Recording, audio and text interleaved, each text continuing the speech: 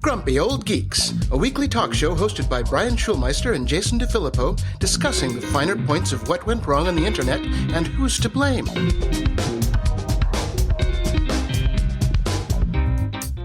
Welcome to Grumpy Old Geeks. I'm Jason DeFilippo. And I'm Brian Schulmeister, and we're on video. Oh, I know. It's so pretty. Look at that. Look at that little LA hat you're wearing. Well, yes. Congratulations to the World Series champions back-to-back, your Los Angeles Dodgers. I am only allowed to wear this hat in my house because I would probably get beat in Toronto, walking around in Toronto. Not only just in my house, in the room alone, because both my son and wife are very disappointed that the Toronto Blue Jays lost. So this is it for the hat. In my room, by myself, under the covers, in darkness. On video to thousands of people. On video to thousands of people, because go Dodgers. Yeah, but you know, if you did get beat by Blue Jays fans in the streets of Toronto, they would do it politely. They would, and they'd say sorry, and then I would get free health care. Yeah, there you go. So, you know, it's a all win-win. Good. It's a win-win. So anyways, back onto the news. You know, we can't know how bad the economy is, Jason, if we can't get reports on it. That's part of the design, Brian. Yes. It's part of the design. Except we kind of can. As we can tell, a lot of people can feel that the economy isn't doing so hot right now. But of course, due to the government shutdown, we don't have much in the way of official economic data to give statistical clarity to that feeling, other than Trump saying everything's great and throwing a great Gatsby-themed party at his stupid place in Florida. But more and more private firms are actually releasing economic analysis, and much of the time it doesn't bode well for the American worker. A new report shows that this October was a particularly brutal month for the U.S. workforce, and it was especially bad for the tech industry. This came from career transition services firm Challenger Gray and Christmas. It's going to be a challenging gray Christmas. Yeah, it's going to be a very challenging gray Christmas. Isn't the Challenger the one that blew up? By the way, the space shuttle that blew up? Yes, okay. I was in my 7th grade classroom watching it on TV. That didn't affect me at all. No, not at all. Well, it showed that the past month was the worst in decades. This report states that U.S. employers announced some 153,000 job cuts in October, up 175% from those announced in October 2024. It's up 183% from the cuts announced just 1 month prior. Technology continues to lead in private sector job cuts as companies restructure amid AI integration, slower demand, and efficiency pressures, and probably those tariffs. In October, the sector announced 33,000 job cuts, up sharply from 5,000 in September. For the year, technology firms have announced 141,000 job cuts. These are all being estimated up or down as needed, up 17% from the 120,000 announced through the same period in 2024, which is bad. It's not good at all, and there's no real way to spin it as good. This is the highest total for October in over 20 years, and the highest total for a single month in the fourth quarter since 2008. Like in 2003, a disruptive technology is changing the landscape. Now, the exact reason for why tech companies are shedding jobs right now is still very much up in the air. One narrative attributes the layoffs to the rise of AI, but we've kind of debunked that multiple times on this show. Yep, multiple Other commentators have noted that it could be much more mundane economic and business factors that are squeezing the industry, like lack of growth in non-AI sectors and tariff policy eating away at profits, while making it difficult to plan for the future. Personally, I just think it's greedy fucking billionaires. Yeah, that's kind of it. Yeah, I got laid off from 2 jobs. So, and it's funny. I was like, okay, I've been making this Faustian bargain for the past couple of weeks. I'm like, okay, what do I cut? What do I cut? What do I cut? And the last time, it's usually car payment or health insurance, car payment or health insurance. I'm like, well, I need the car if I'm ever going to get to a hospital so they can pay for it. So I should probably keep the car instead of the health insurance. But then I realized, oh, I've got a colonoscopy appointment coming up soon. And I'm like, so I just got a loan to pay for my health insurance so I can get my colonoscopy to find out if I have butt cancer, to see if I can get through that process so I don't lose my insurance before I get my colonoscopy results. It's a great time to be in America, Brian. In the news,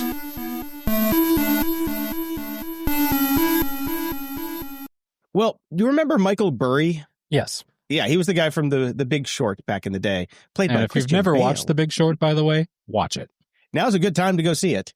Hey, make your Christmas gray. Yep. Go fire up that streaming service that you're paying for too much right now and get on it. Yeah. He's betting on the meltdown. That's right. This time it's not subprime mortgages. It's AI, like we've been saying. According to SEC filings, his Scion Asset Management dropped over $1 billion on put options against NVIDIA and Palantir, effectively wagering that the AI gold rush is about to crash harder than a self-driving Tesla. Wow. Boom. NVIDIA just hit a $5 trillion market cap. Palantir's trading at 200 times forward earnings, and everyone's pretending that shit just makes sense. I don't think anybody's pretending it makes sense. It's just people are riding it as long as they can. That's what we've been saying, and it just keeps, to the moon, Brian, to the moon. It's the crypto bros got nothing on the real stock market. Yeah, those guys are just like piddly piss ants compared to the real guys. But they might be the only ones left with the money if you don't get out of the market soon, because it's getting scared. It's getting scared. I look at the Morning Brew every day, the newsletter, the Morning Brew, and there's a little block at the top. It's got like, all the different indexes and all the different industrial averages and all that shit. And and Bitcoin and one stock. So I wake up and I'm like, is it green or is it red? That's all I care about.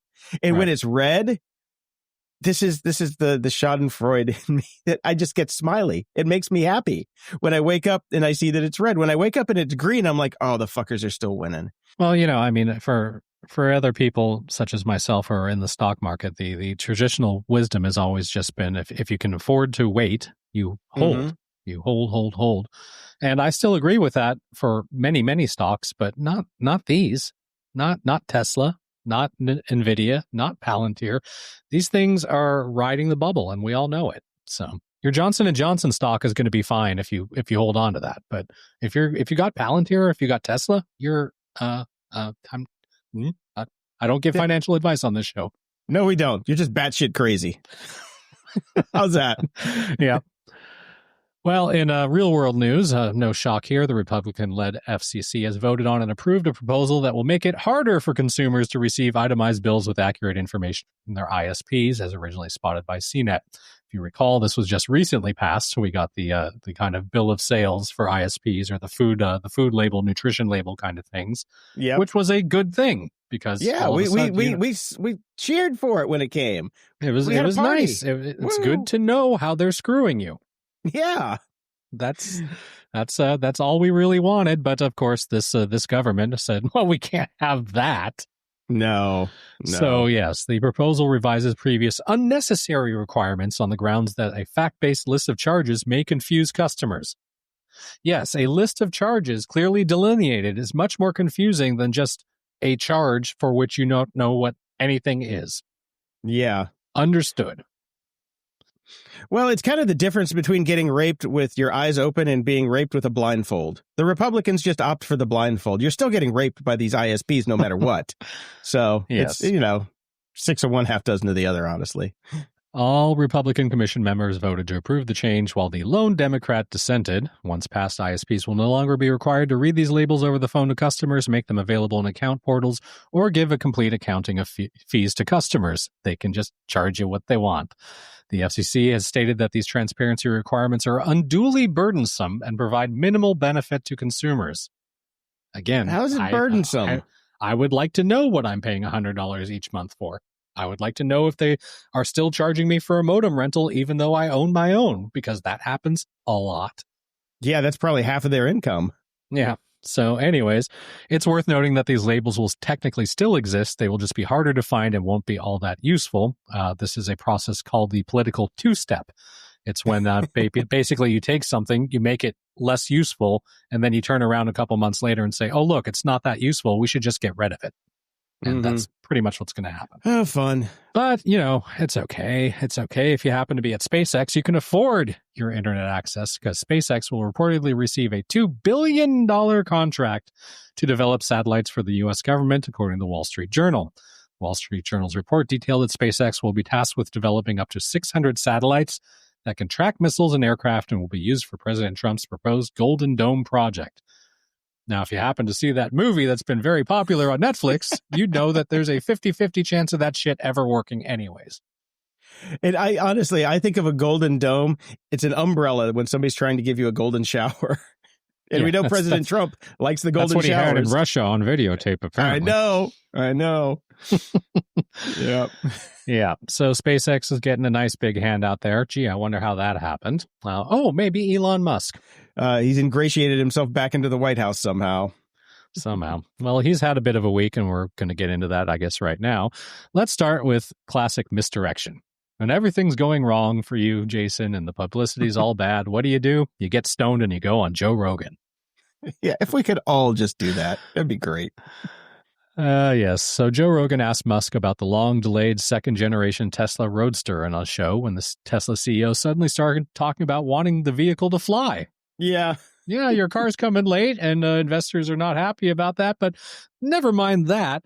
Why don't we have flying cars? He was giving Rogan vague answers in the interview, but he eventually said, well, my friend Peter Thiel once reflected that the future was supposed to have flying cars, but we don't have flying cars. It is the year 2000, but where are the flying cars? I was promised flying cars. I don't see any flying cars. Why? I mean, if Peter wants a flying car, we should be able to buy one. But we're working on some crazy, crazy technology, and I'm not sure it's a car, but it looks like a car. He didn't answer when Rogan asked if it had retractable wings or mentioned if the vehicle would be a vertical takeoff and landing aircraft. No details whatsoever. Just we're going to have flying cars now. You know what, Elon? We were also promised jetpacks. Why don't you test one? Hey, we were promised self-driving cars first. Oh, yeah. Well, we have those, Jason. It's in the software name. Oh, it's in the name. What about the robot army? Isn't self-driving. Yeah. And isn't the robot army supposed to be here by now? What about the robo-taxis? What happened to the robo-taxis?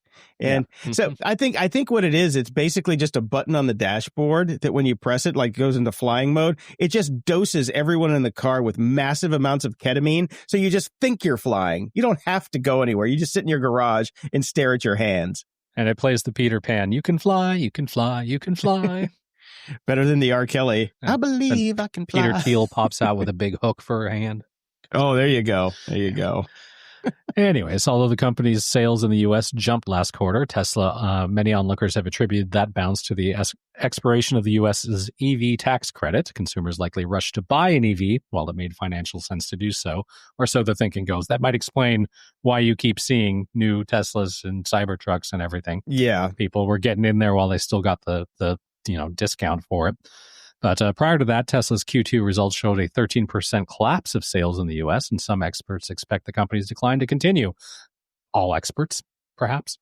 In Europe, for instance, things aren't looking great. Reuters have reported that in October, Tesla sales cratered by massive proportions from the preceding month. Car registrations, which it describes as a proxy for sales, dropped 89% in Sweden, 86% in Denmark, 31% in Spain, and 50% in Norway. Overall, EV sales for Europe actually saw a bounce of 119% during the same period, just not Tesla's. Just not Tesla. Yep. So Reuters credits Tesla's problems in Europe to the usual suspects, competition from Chinese EV makers who have introduced newer models and, by all accounts, much better, and backlash against Elon Musk for his attempts to meddle in politics, both in the U.S. and in Europe. So, yeah, I would sell that Tesla stock even before the rest of this news. Yeah, definitely. Because here's the kicker. Yeah, just to round out the Tesla news, Elon has convinced Tesla shareholders to make him the world's first trillionaire in waiting. Over 75% of investors voted to approve his new $1 trillion pay package, which depends on him turning Tesla into an $8.5 trillion company by 2035. There are some specific markers, which is why I think this is such a bullshit story. And I hate the fact that it's like all over the headlines everywhere. Yeah, he's got to turn Tesla into an 8.5 trillion company. He has to sell 12 million cars a year, and he has to build 1 million robo-taxis and humanoid robots, none of which will ever happen because flying cars. Yeah, flying cars. There we go. See, if we had flying robo-taxi driven robot, I don't know how you'd have to spin it all into an all-in-one thing and sell 12 million of them a year. No. Yeah, a flying robot that works as you can hop on its back as a taxi. There we go. There you go. Yeah, and so he's basically saying in 10 years, he can make his company $3.5 trillion worth $3.5 trillion more than the highest valued company in existence right now. Yes. Which, by the way, that company, that $5 trillion company, NVIDIA, is about to be maybe a $2 trillion company once the adjustments come in for, yes. Outside of the fact that everybody's getting fired and nobody can afford to buy a Tesla or a humanoid robot or anything else he'll be shilling. So how's that going to happen? Yeah, no, it's ridiculous. It's ridiculous. But you know what? Big star for Elon. Big star for Elon. Tesla gave him a big star. Put that on your chest, buddy. Mommy said I'm going to be a trillionaire one day, Daddy. Yay. I still don't love you, son. I have Where's a piece of paper. Yeah. I'm a trillionaire. Whee! God damn it.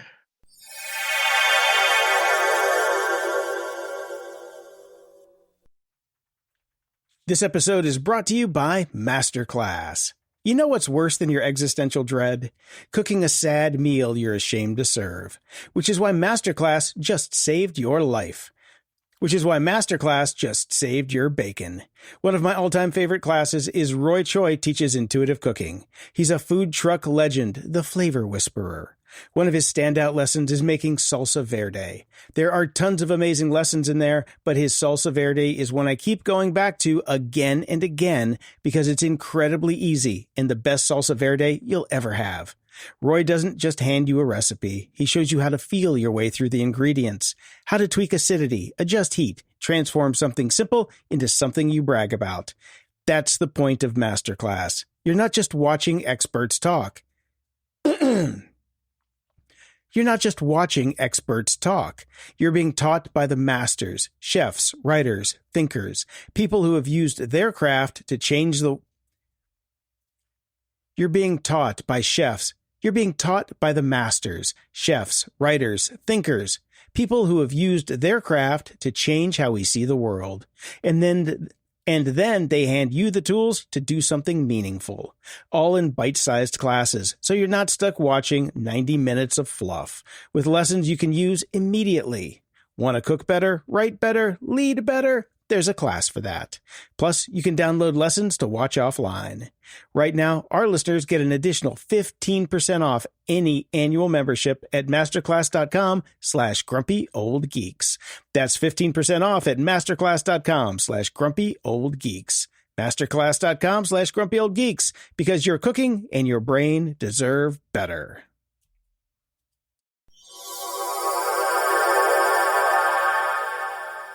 Well, we got some Roblox news.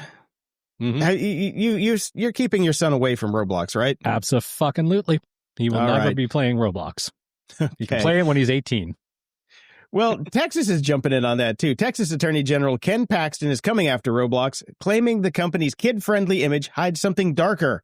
In a lawsuit filed Thursday, Paxton accuses Roblox of deceiving parents about safety and prioritizing, quote, pixel pedophiles over children.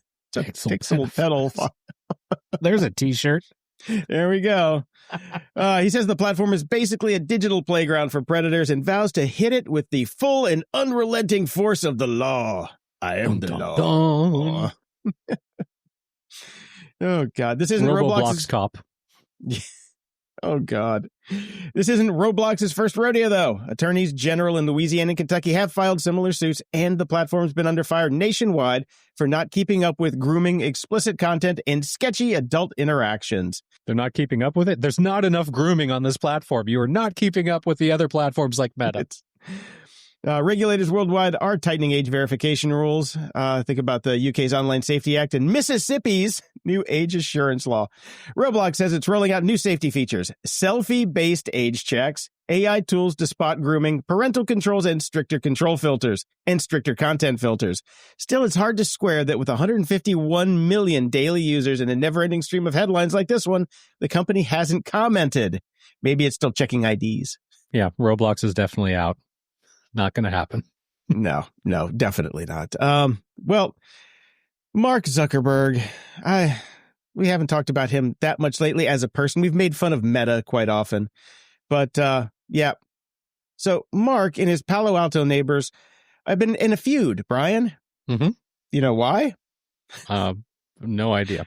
This is crossing the line into what the fuck is going on up there. So his Palo Alto neighbors are fed up with his ever expanding 11 property compound, 8 solid years of construction, and a constant swarm of security and staffers causing traffic. But the real tipping point, Brian, was, according to documents obtained by Wired, it was an unlicensed private school operating illegally on the residential land. And it was called Bicken Ben School, which was reportedly named after one of the family's pet chickens. That's okay. Yeah. Which is funny Why? because he's probably raising lemmings in those schools, not chickens. But hey, what are you going to do? Yeah. Neighbors had been complaining to the city for years about noise and code violations, accusing the planning department of dragging its feet and giving the billionaire preferential treatment. Duh. After years of pressure and the neighbors essentially leading their own revolt, the city finally issued a shutdown order, forcing Bicken Ben to move this past summer. Well, the Zucks rep says the school simply relocated to a permitted spot, but the whole saga proves that even when you're building a fortress of 11 properties, you still can't completely zone out neighborhood rules. So, HOA 1, Zuck 0. I don't understand why these guys are wanting to do their own schools. It's crazy. Yeah. Can't go with the great unwashed, I guess. Well, one reason I can think of is kidnapping. That's the one legitimate reason that I can see is safety and security. But a lot of people are rich and have kids and send them to private schools that have private security, Yeah, that's true. That's true. just the way that is. So you don't need to start your own, Mark. All right. Well, let's go back to Meta. I particularly love this story. Meta forgot to keep its porn in a passworded folder, Jason, and now its kink for data collection is the subject of scrutiny. All right. The social media giant turned metaverse company turned AI power is currently facing a lawsuit brought by adult film companies Strike 3 Holdings and Counterlife Media, alleging that the big tech staple illegally torrented thousands of porn videos to be used for training AI models. Meta has denied the claim and recently filed a motion to dismiss the case because, in part, it's more likely the videos were downloaded for private, personal use. The companies claim that Meta used that material to train AI models and allege the company may be planning a currently unannounced adult version of its AI video generator MovieGen and are suing for $359 million in damage. Now, for what it's worth, Strike 3 has a somewhat of a reputation of being very aggressive copyright litigant, so much so that if you search the company, you're less likely to land on its homepage or find its porn than you are to find a litany of law firms that offer legal representation to people who have received a subpoena from the company for torrenting the material. Strike 3 was able to show what appeared to be 47 IP addresses linked to Meta participating in torrenting of the company's material. That's not that many. No. Compared to how many... Yeah. Yeah, in its motion to dismiss, the company called Strike 3's torrent tracking guesswork and innuendo and argued that, among other reasons, there simply isn't even enough data here to be worth using for AI model training. This is a small number of downloads, roughly 22 per year on an average across dozens of Meta IP addresses. It's plainly indicative of personal, private use, not a concerted effort to collect the massive data sets that the plaintiffs allege are necessary for effective AI training. Unfortunately, they may have found out the victim, the dad of a Meta contractor, who is apparently simultaneously being accused by Strike 3 of being a conduit for copyright infringement and accused by Meta of being a degenerate. Strike 3 point to 97 additional downloads made using the home IP address of a Meta contractor's father, but plead no facts plausibly tying Meta to those downloads, which are plainly indicative of personal consumption. Poor guy. Busted. Busted. Oh, man, that's the worst way for somebody to find your stash. Absolutely. Like, I when my dad passed, I did not look. I just wiped things clean. Yep, just done. Oh my God. No, see, that's why you have to, I've mentioned this on the show before, but optimize for your demise. So, if you just kicked off today, leave everything in a state where, if somebody just comes in, they can do what they got to do without, finding anything nefarious or untoward to sully your reputation in the afterlife. Keep that stuff hidden. Keep it safe. Keep it secret. Well, let's end on a little bit of good news, Brian. Is there any? Yeah, there is, kind of. Okay. In rural Michigan, scenic drives can double as logistical nightmares. So Munson Healthcare is testing drones to deliver lab samples instead of crawling along back in windy roads. With support from a $10 million state grant program and Michigan's new Advanced Aerial Mobility Initiative, the Traverse City-based system has already tripled daily deliveries between its hospitals using drones from startup Blue Flight. The program proved drones can move samples faster and safer, no spoilage and no delays. Governor Whitmer's Mobility Task Force sees this as part of a broader push to use drones across industries from agriculture to public safety.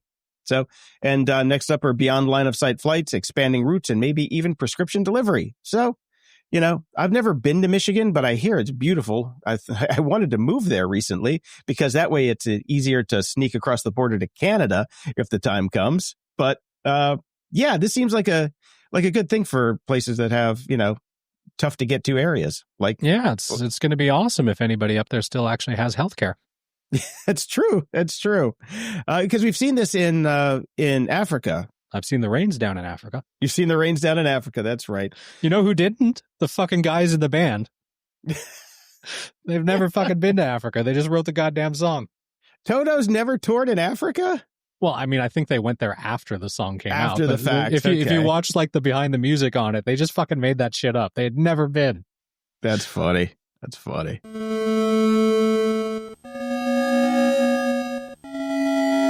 Media Candy.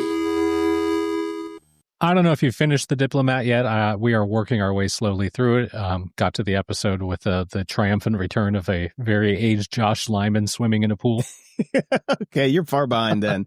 I finished it last night. I thought maybe you had finished it, so I stayed up a little later to knock it out last night.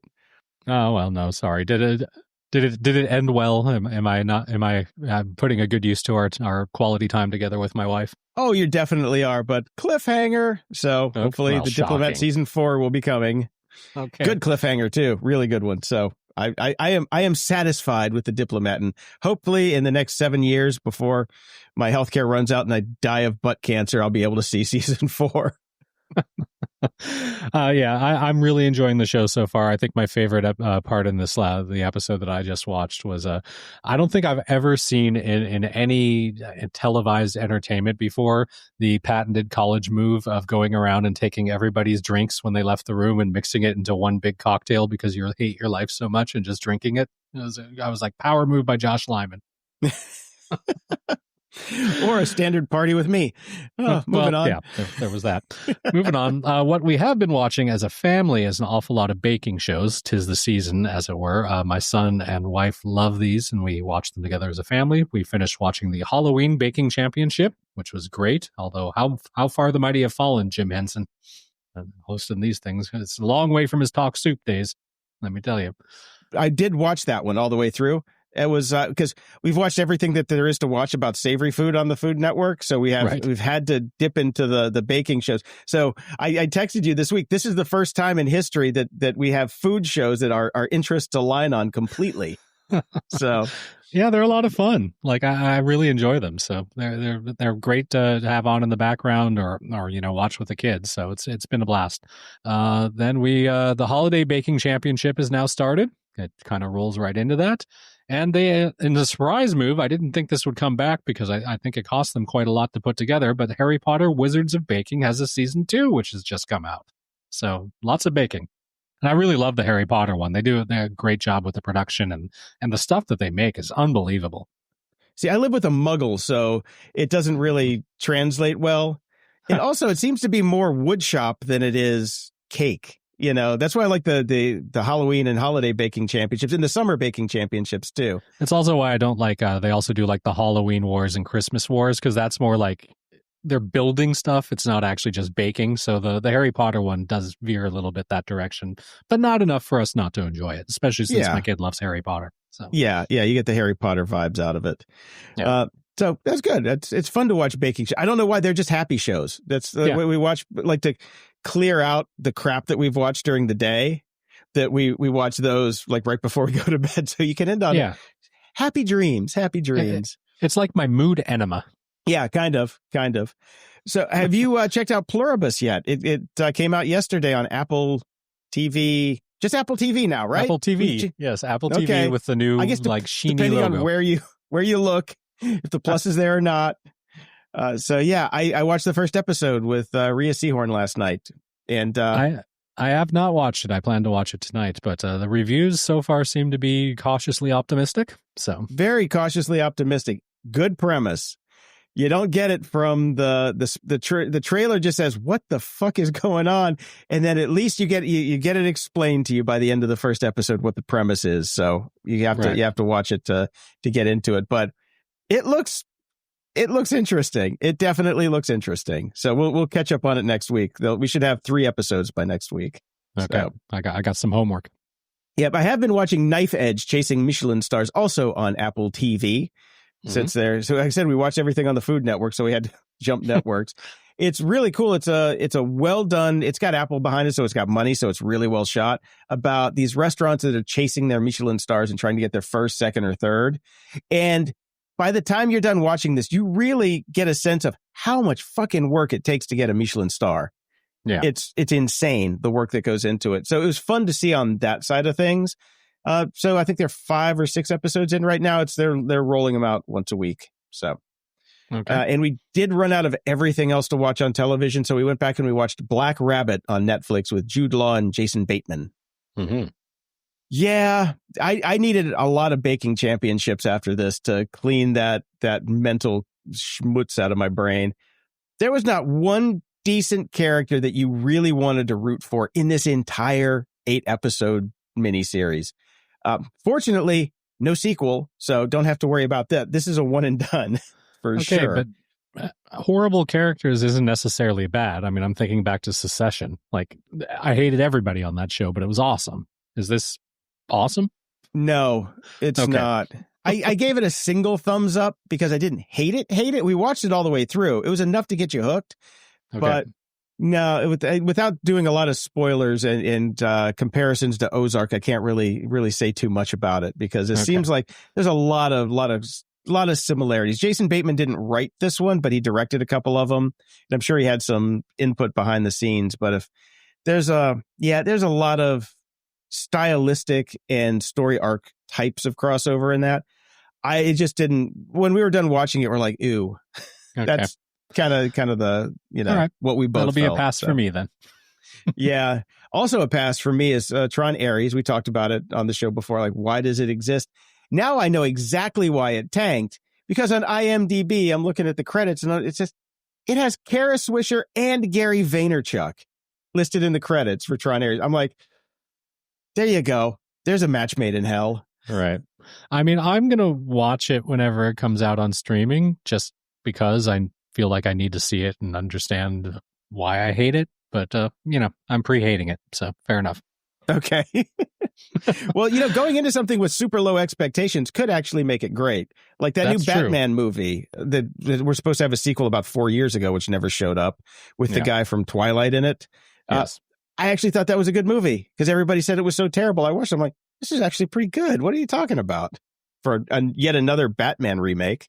I know. What do we need more? A Batman remake or a Spider-Man remake? Probably Spider-Man. It's been 6 months. So I think we're getting one soon. So fair enough. Yeah. Something that I'm not sure that needed to exist. The Witcher season 4 is out. And as you know, Henry Cavill has exited the role. Yes. And Liam Hemsworth, the lesser Hemsworth, has stepped into the role. He's like the fourth Baldwin. Yeah, and I've been trying to watch it because I did really enjoy the first season, and even I think the second and third seasons were pretty good. Henry Cavill was great in the role. Liam's all right, but it's a massive downgrade, and I can't imagine this is doing well. So it's just not the same show, and he's not the same. And every time they pan to him, I think, that's not Henry Cavill. That looks wrong. Am I drunk? Nope, I'm not drunk. With all this AI, they should have just deep faked Henry Cavill. He should have just signed the contract and said, "Use my face. I'm done." Yeah. Put in the mustache that you had to take out from Superman, and let's go. Yeah. Well, you're not the only one that's not a big fan. The Critical Drinker, who does the greatest movie reviews of all time, wrote. He posted a new video called "The Witcher Season 4 show so awful it broke me." So His reviews are always great, so I highly recommend checking that out. All right. I'm going to go ahead and finish off the season because I'm like 4 episodes in. It's only an 8-episode season, so we'll see. But yeah, it's a definite downgrade. It's not as seamless as the Darren switch on Bewitched, let me tell you. Yeah. Man on the Inside season 2 is coming. I found that show to be effervescently pleasant, and I'm Really? quite happy that there be a second season. That drops on November 20th. So that's some good news for me, I guess. Linda Park from Star Trek Enterprise will have a big role in this season too, and I love seeing her in things. So excited about that. And finally, there's news we all needed to hear, Jason, in this vast, shitty landscape of entertainment where we get 17 Batmans and 45 Spider-Mans. Something is finally coming back, and I'm very pleased about it. Brendan Fraser and Rachel Weisz are reuniting for a 4th installment in The Mummy. I can get behind that. Me too. I don't care that they're older. I am thrilled. I like those movies. They're fun. They're fucking great. They're just rollicking good fun. That is what an action movie should be. Not this. It's all pre-Marvel action movie. Thank God. Bring it back. Well, let's see if there's the Marvel influence takes hold and they can keep that magic from the first ones. Yeah. But I wonder if they're going to bring back Anaksunamun. I'll just watch that little bit on repeat forever. It's all good. Just her walking. Yes, thank you.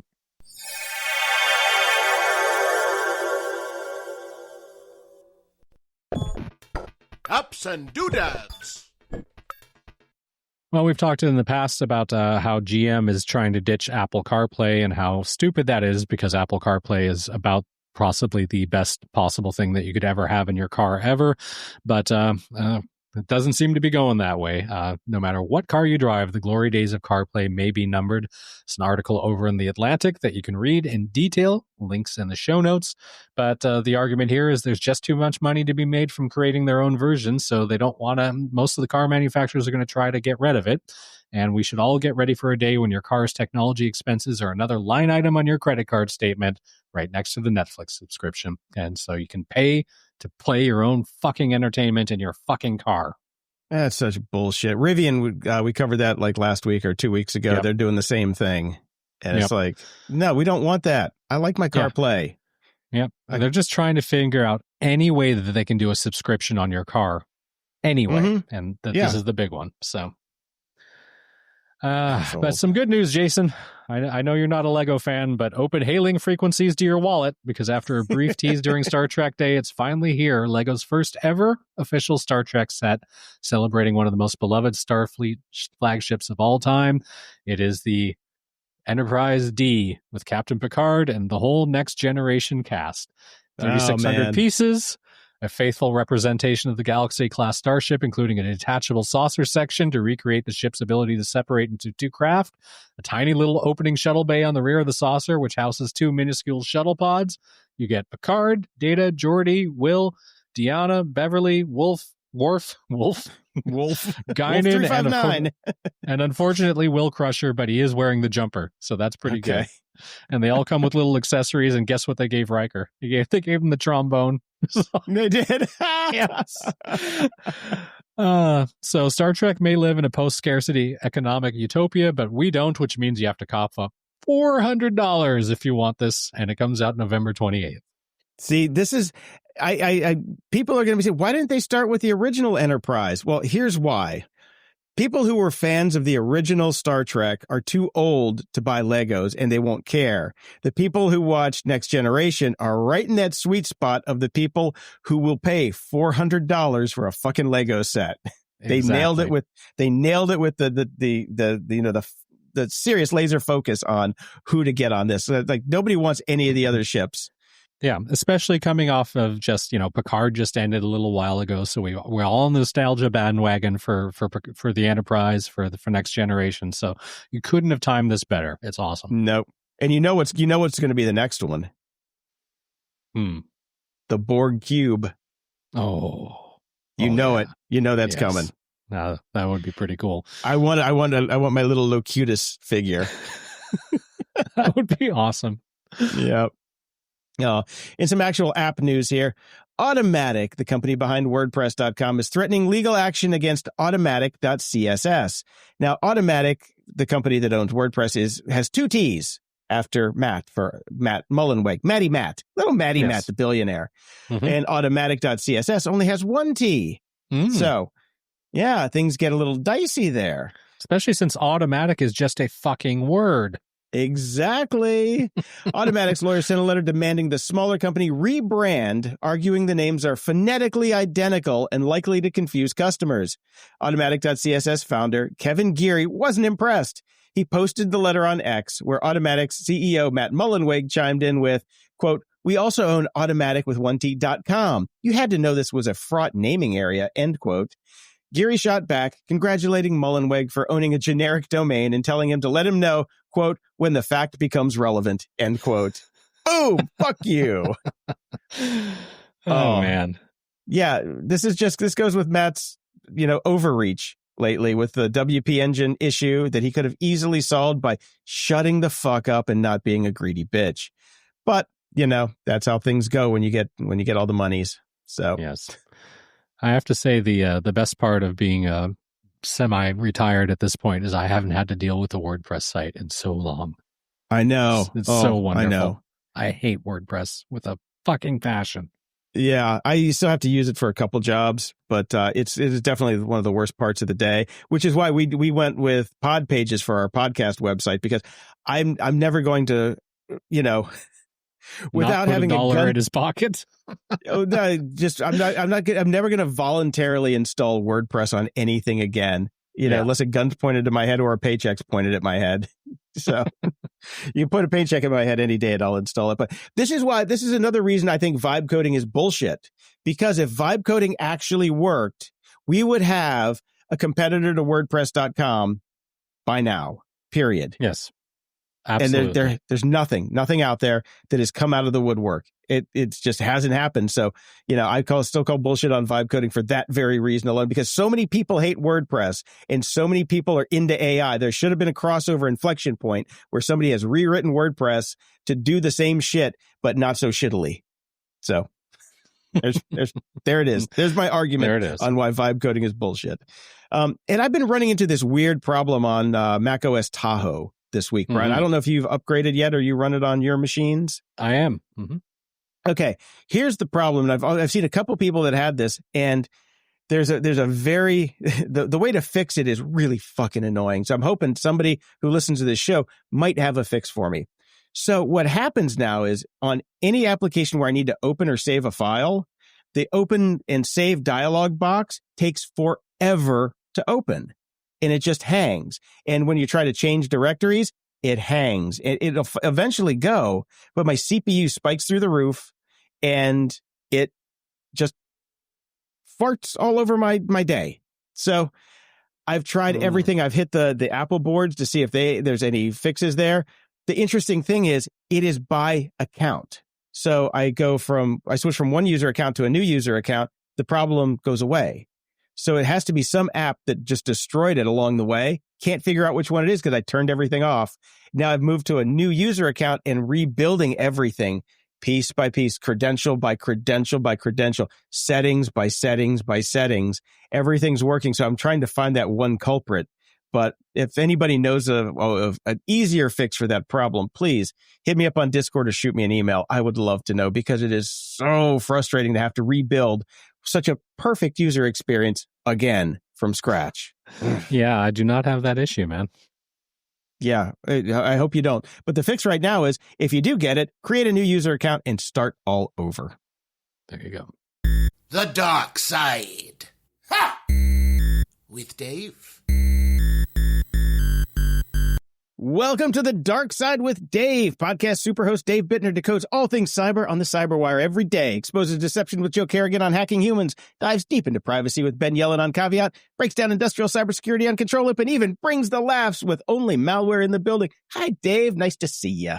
Wow, it's nice to be seen, literally. I'm not sure what to make of this. I'm not generally a video guy when it comes to, none of my podcasts are video, but I have a face for radio. So you have a beautiful video setup, though. You look better than all of us. Oh, well, Thank you. It just worked out that way. I think part of it is also that I can't, as an old, TV cameraman, I'm kind of like, I can't let go of lighting. Yeah. So like, anyway, good to be back. Yeah, I'd just be in a dark room if I had a choice. So, but here we are with a light in my face. We just finished up with Halloween here, and well, at least here in Canada, we've slid directly into Christmas because we do our Thanksgiving pre-Halloween. I know you guys have that pesky thing in the middle. But 1,275 pieces of candy gone in less than 2.5 hours here. Wow. So it was fun, very busy. It's also my sister's birthday on Halloween. So I was texting with her after, and she's like, I need to see a time-lapse video of this next year. So I was going to ask both of you guys, is there a cheap and cheerful way to do this, not using my iPhone, because I want to have my iPhone on me, not pointed at me from behind that somebody could then walk by and steal. Plus, sometimes it's rainy or cold or whatever. And so I wanted a cheap and cheerful way to do it and wanted some suggestions. This is what I use old iPhones for. Right. I do not have an old iPhone. You don't have any iPhones sitting in a drawer anywhere? No, I returned Want them me to and mail you one? Get my 50 cents from Apple. Okay. I think we've all got I got a stack of them. Okay. So. Well, maybe I will by next Halloween. So, and yeah, the other idea was to use an iPad, and I was like, I don't want my iPad out in the elements either, so I could buy a case for it.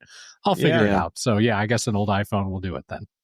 I think that's the easiest. Yeah, it's super easy. And even with the iPad, like I put a link in for a waterproof case, and I have an actual mount that I can put on a tripod for my iPad, and then just hold it up, and then just put that in out of your put it inside the house, even point it out the window, or however you want to do it. There's easy ways to do it. But yeah, like getting an off the shelf like security camera or whatever that does time lapse is difficult. You can find problems with that. Yeah, I'd imagine you could, because I've seen a couple pictures that you've shared of your house. Could you put the camera up on the little balcony that you have above the front door? Where I was going to do it and kind of angle it down so you get the bit of the street and just the people filing past as I throw candy at their faces. Yeah. Yeah, I mean, a GoPro would work also, but whenever I'm called on to do time lapse, that's when I go digging in a drawer for an old iPhone because it's just super easy. Yeah, it's built in. So you just swipe to the time lapse and press go. All right. And we have some more Muppet news, Dave. I know this pleases both you and I. Speaking on the latest episode of the Las Culturistas podcast, Jennifer Lawrence revealed that she has teamed up with Emma Stone to produce a movie starring the Muppets' premier dramatic queen, Miss Piggy. We have no details. We have a writer, which is Cole Escala, who is working on the script. This is the last movie was 2014's The Muppets Most Wanted, and since then we've had a couple TV and streaming stuff and one-off specials. But it is the 70th anniversary coming up since their first appearance on Sam and Friends, and next year's the 50th anniversary of The Muppet Show. So it seems like time, and there's a lot going on. We know Seth Rogen is developing some limited revival. We're going to get a Miss Piggy movie apparently, and of course the overlay for the Rock and Roller Coaster at the park will be happening. So lots of Muppet stuff. I wonder if Frank Oz will have any participation in this at all, even as a consultant or anything. Right. I hope so, but I don't suspect he will. Yeah, I don't think so either. Doesn't seem like he's had much involvement. So yeah, it's a shame because he's still around, obviously, and he is Miss Piggy. So yeah, we'll see. Here's a question for you: Do you think is Miss Piggy a drag queen?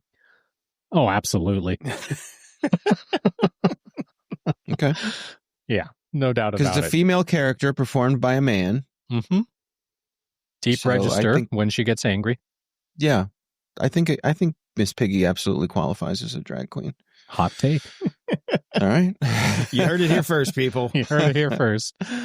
And because Christmas is coming, Dave, I put this in the notes for you specifically. Retro Games and Play on Replay are releasing a limited edition redesign of the best-selling computer called the C64 Black Edition. Not addiction, like its name suggests. That's a whole different thing. This console is a modernized version of the classic Commodore 64 in an all-black shell. It's pretty cool looking, and I know you're a big Commodore 64 fan, so is this going to make it on your Christmas list? No, because I am actually not a Commodore 64 fan. I thought you were. TRS-80 fan. Yeah. Oh, TRS-80. No, Radio Shack. Silly me. Yes. I had a TRS-80 color computer, which was the other option or one of multiple options at the time that the Commodore 64 came out. Actually, the TRS-80 was came out at the same time as the VIC-20.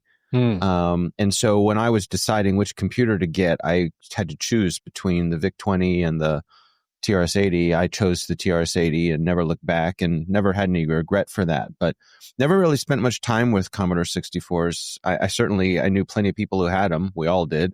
My friend down the street had one, and I spent an awful lot of time playing those horrible games on that. Yeah. Best. Yeah, it was a solid machine for its time, but I never really had much actual keyboard time on one. So, but yeah, you're right. It does look cool.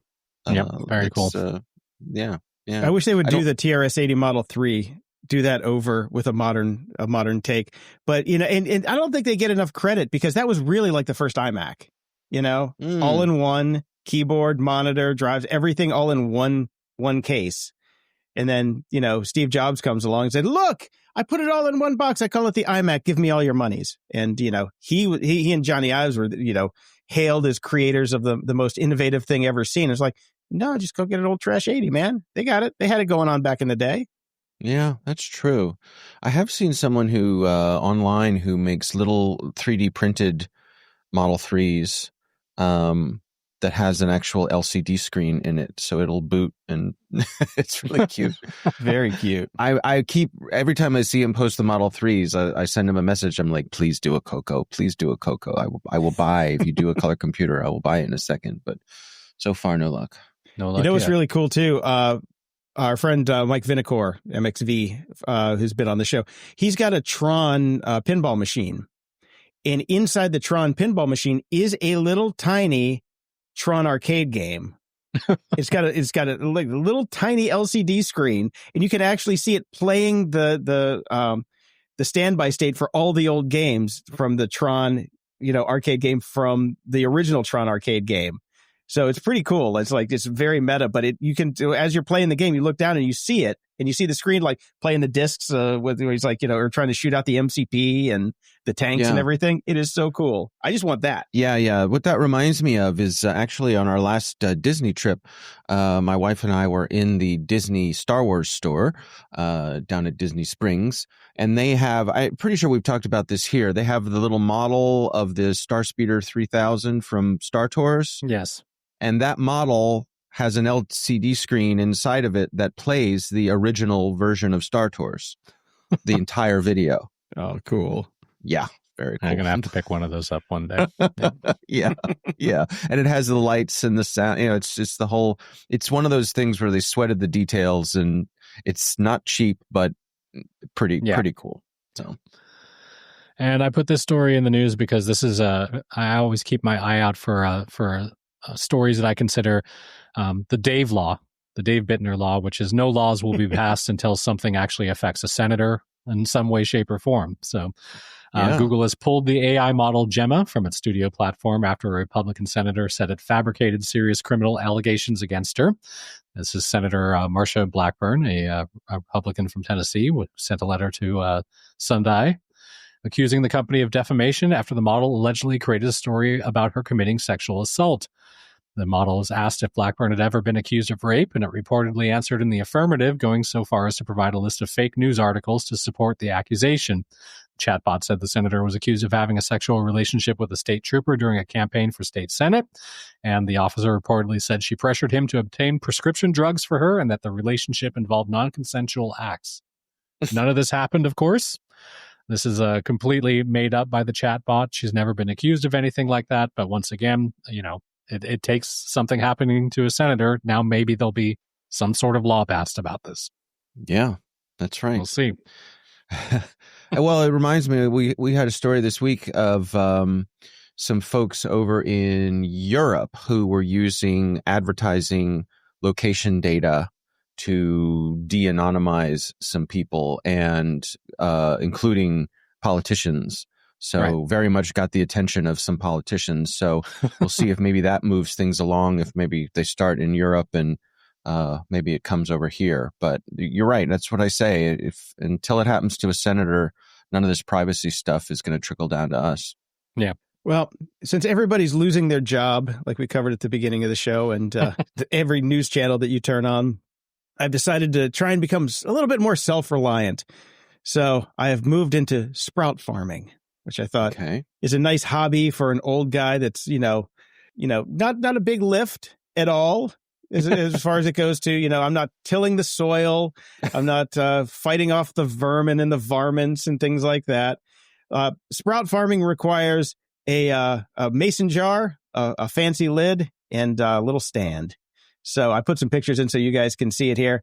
I have moved into, right now I'm doing radish sprout farming because they are incredibly delicious, very good for you, very spicy. And we used to buy them at the store all the time. If you go to Whole Foods, you'll get a little tub and it's like $4 for a tub.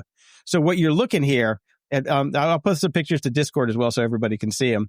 That is probably about $200 worth of Whole Foods grade radish sprouts. Uncut, street value, right there.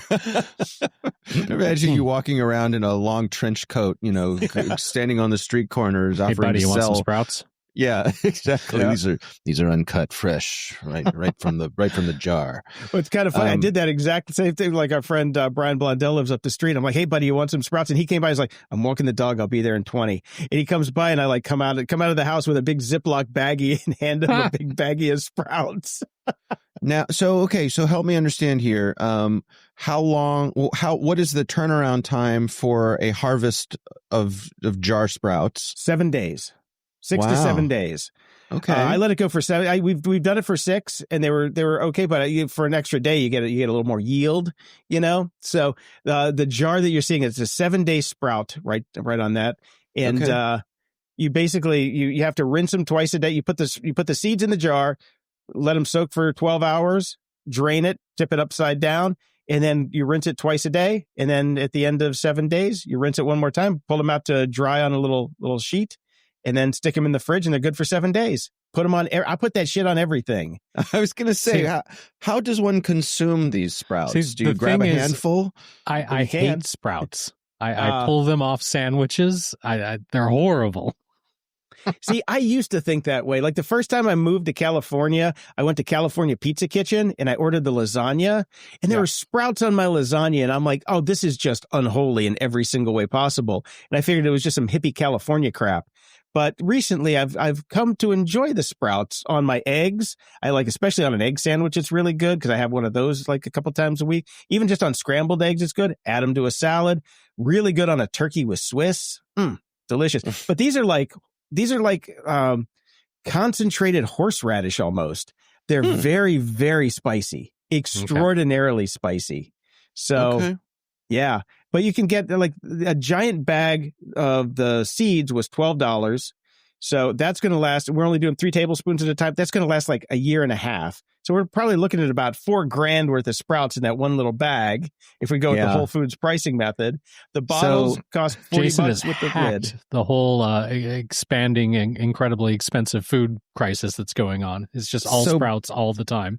That's right. Brian, little side wager for you and me here, which is what's the over-under on how far Jason gets through that bag before he's sick of sprouts? We got about another month. This is the second batch. This is our second batch. By January. Yeah. Well, we will have moved on. I got the 4-pack of jars so I can keep them rotating, and we're going to get different ones because my roommate is the real sprout fiend. So she's going to get all the different seeds that we can put in for the different, varietals of sprout. Let me know when you get a glow light and you've got it going off in the closet, and we're just back to college weed farming.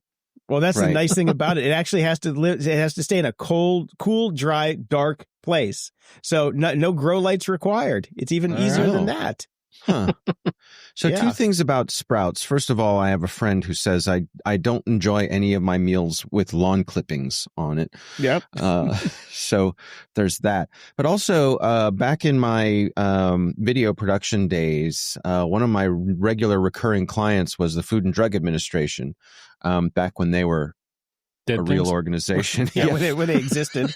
Yeah. And I did this whole series on food safety and sort of talking about like salad bars and, that sort of stuff. Exciting stuff, but I learned a lot along the way.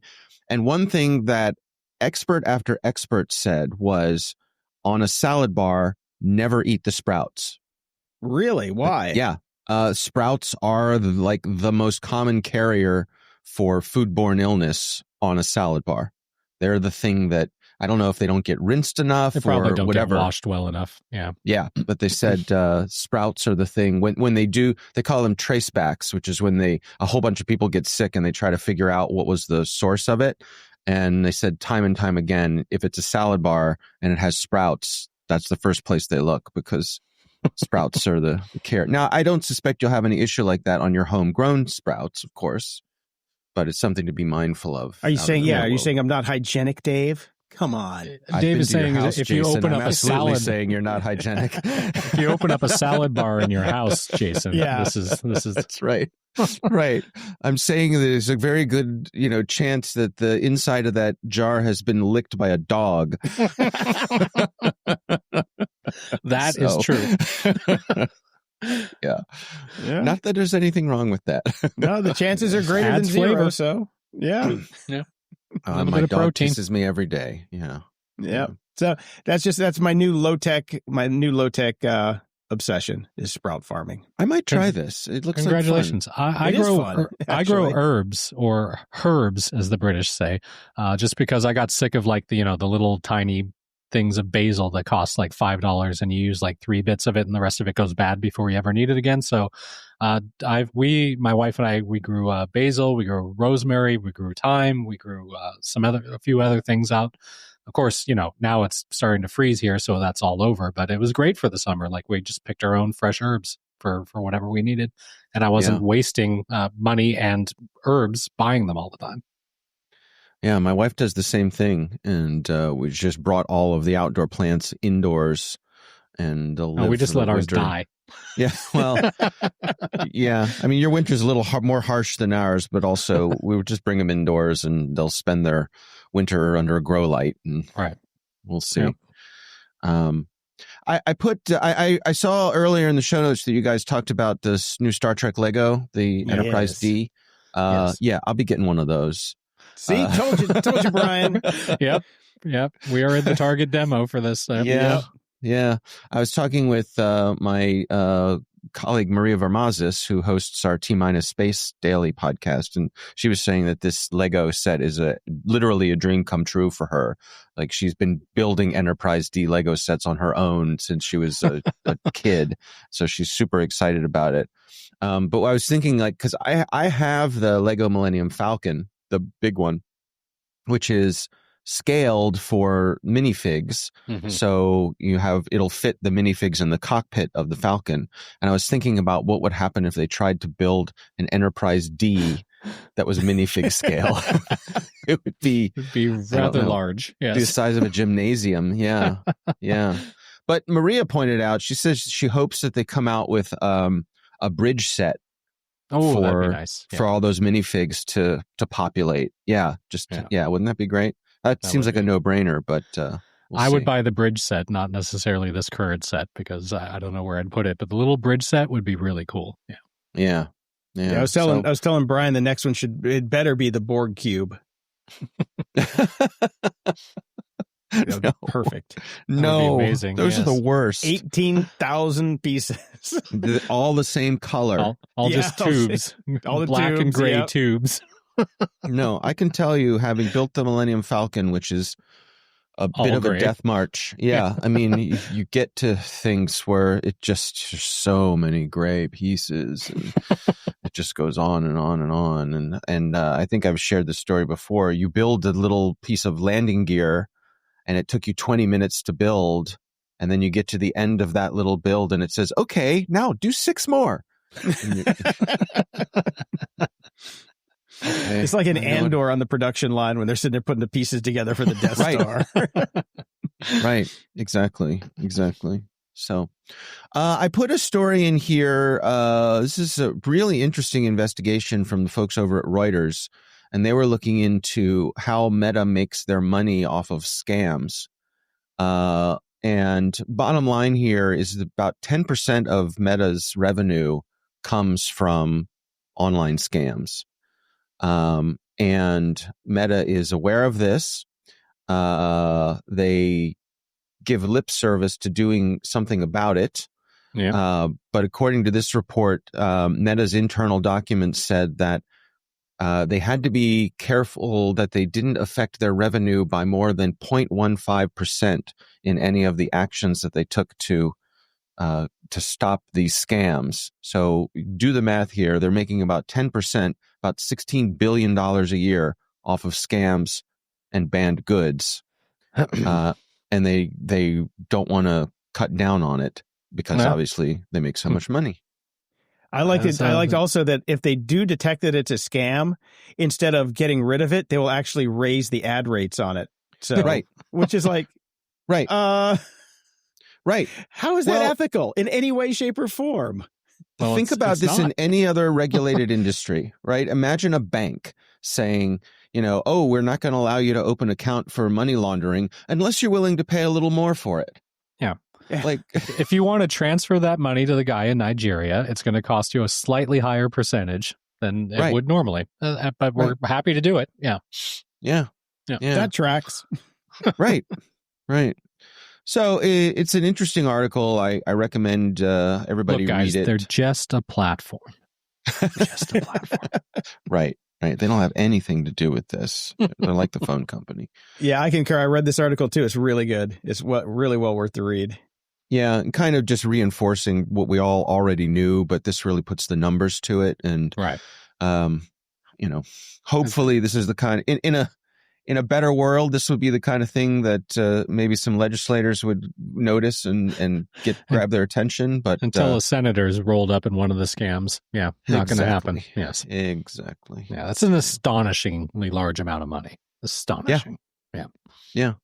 That they could, if they wanted to, they could tamp down on in a second. Yeah, but obviously it's against their best interest to do so. So the rest of us suffer. Yay. All right, gents. Well, that's what I've got this week. We'll see you back here next time. Yes, see you next unless time. I'm building a Star Trek Lego, I will see you here. I'll be making it out of sprouts. That's right. Oh, I like that. See ya. Closing shout outs.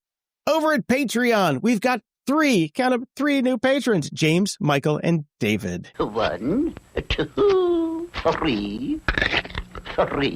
And we've also got the people who still continue to support us on Patreon, who we love: David, Keith, JJ, Gabe, Paul, Justin, Pierre, Stefan, Thomas, and Jason F. Thank you all so much. Thank you all so much. Over at PayPal, we've got Levy, Florian, Nicola, Thomas with a $25 donation, and Michelle with a $100 donation. Thank you so much. Way to bring the Benjis. Love you. Mm-hmm.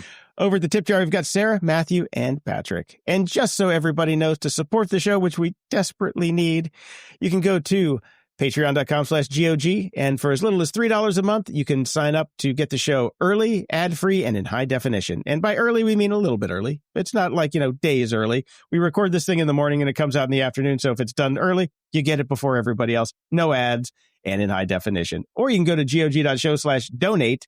So now that works, thanks to our last episode where we figured that out. And sign up for the tip jar or PayPal if you are allergic to Patreon. But people keep asking us, does it matter where we give you money? No, the cut is exactly the same across all three different ways that people can subscribe to the show. But Patreon is the only one where we can give you bonuses. And we have 2 new reviews. JB says the title says it all. If you check out the show based on the title, you have probably found what you were looking for. I would love to say something clever here, but I leave that to the professionals, the grumpy old geeks. These guys have a solid dynamic and do the medium justice. The humor is honest and cuts when necessary. Production is great with a pleasant cadence to the conversations. I had to subscribe to their Patreon because I realized how much I would miss the show if it disappeared. Not to mention I don't want to be a cheap bastard. Check the show out and enjoy it. Shell out some dough. Hey, be like JB. Be like JB. Yeah. And Patrick in Oregon writes in, finally donating. After years of subscribing and freeloading this show, I finally got around to a monthly $5 donation. This show has gotten me through some rough times, and I really enjoy every segment, but especially Media Candy and The Dark Side with Dave. Insight? Yes, but also lively entertainment all on its own. Thank you for all the years of freeloading. I hope you guys are around forever, but we know forever is just an update away. Take care. Thank you, Patrick. And speaking of that, somebody got updated this week. Yes. Dick Cheney, R.I.P., you fucking asshole. Sayonara. Will not miss you one bit. Don't let the door hit you in the asshole. It's the only guy in the world that's ever shot someone in the face and then made them apologize to him. Yeah, I wonder if they buried him in his man-sized safe from his office. He will not be missed. No, he will not be missed. Until next time, I'm Jason DeFilippo. And I'm Brian Schulmeister. Thanks for listening to, and maybe even watching, Grumpy Old Geeks. Get all the links and goodies from today's episode at gog.show/721. Want to keep the grumpiness alive? Toss a few bucks our way at gog.show/donate. Every penny helps keep the show on the air. Love the show? Share it. There's a share button in your podcast player. Use it to spread the grumpiness to friends, foes, and everyone in between. We'll love you for it. Swing by gog.show to join our Discord and chat with us and other show fans. Got thoughts, feedback, cool links? Hit us up at gog.show/contact. And don't forget to leave a 5-star review at gog.show/review, and we'll read it on the show. And we've got merch. Snag your grumpy gear now at shop.gog.show and stay grumpy.